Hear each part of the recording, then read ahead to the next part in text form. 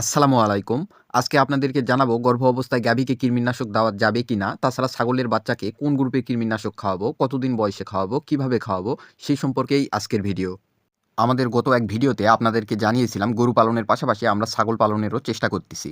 আলহামদুলিল্লাহ আজ থেকে প্রায় ১২ দিন আগে আমাদের ছাগলের ২ টা বাচ্চা হয়েছে। আজকে বাচ্চা ২ টাকে কৃমিনাশক দিব।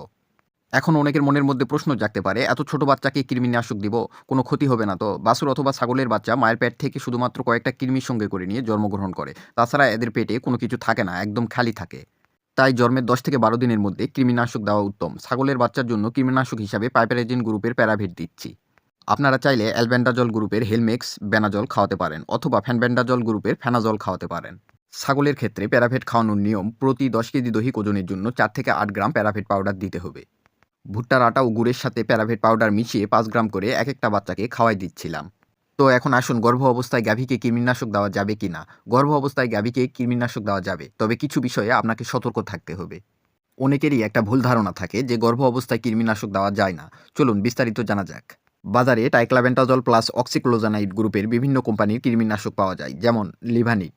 এই গ্রুপের কৃমিনাশক ব্যবহার করার পর অধিকাংশ সময় গরু পাতলা পায়খানা করে। গর্ভ অবস্থায় এই গ্রুপের কৃমিনাশক না ব্যবহার করাই উত্তম।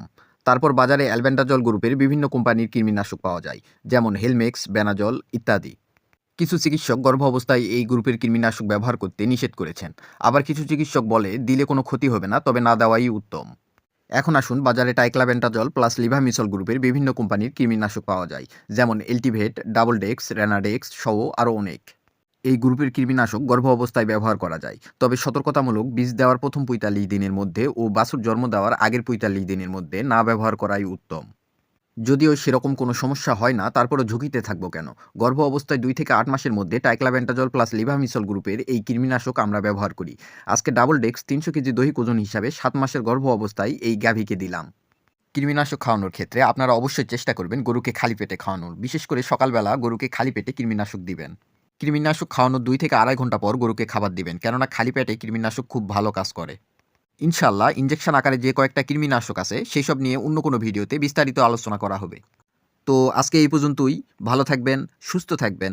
আসসালামু আলাইকুম।